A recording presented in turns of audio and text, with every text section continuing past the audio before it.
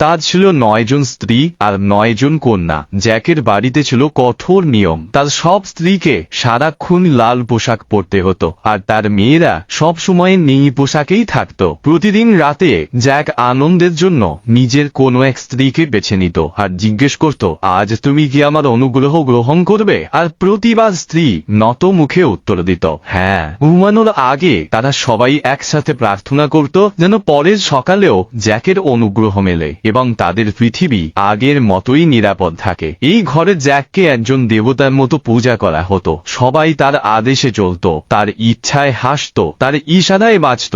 দিনের বেলায় স্ত্রীদের কেউ সেলাই করত, কেউ ঘর মেরামত করত, কেউ রান্নায় ব্যস্ত থাকত, আর মেয়েরা কাপড় শুকানো আর ছোটখাটো কাজ সামলাতো। জ্যাক নিজে কিছুই করত না, তার একমাত্র কাজ ছিল সবাইকে নিয়ন্ত্রণে রাখা। তার মেয়েদের মধ্যে সবচেয়ে সুন্দরী ছিল মেরি, কিন্তু মেরির মা তার জন্মের পরপরই মারা গিয়েছিল। যখনই মেরি তার বাবার দিকে তাকাতো, চুপচাপ জিজ্ঞেস করত, বাবা তুমি কি বলতে পারবে তুমি প্রথমে মাকে কিভাবে চিনেছিলে? কিন্তু জ্যাক প্রতিবারই নীরব থাকতো। অনেক বছর কেটে গেল। তারপর একদিন জ্যাক আবার বিয়ে করলো এক তরুণীকে, যার বয়স মেরির কাছাকাছি ছিল। মেরি অবাক হয়ে তাকিয়ে রইল। কিছু বলার আগেই পাশে থাকা এক বোন তাকে সাবধান করলো, এখানে মুখ খোলার আগে ভাবিস মেরি, এই বাড়িতে কথা আগুন হয়ে যায়। ঠিক তখনই সেই মেয়েটির মা ঘরে ঢুকলো আর মেয়ে অভিযোগ করলো, মা, মেরি নতুন মাকে অসম্মান করেছে। এই বাড়িতে মেয়েদের শেখানো হতো যে কোনো স্ত্রী যা বলবে তা বিনা প্রশ্নে মানতে হবে, সে ঠিক হোক বা ভুল। আর সেই মুহূর্তেই মেরির বিচার হয়ে গেল।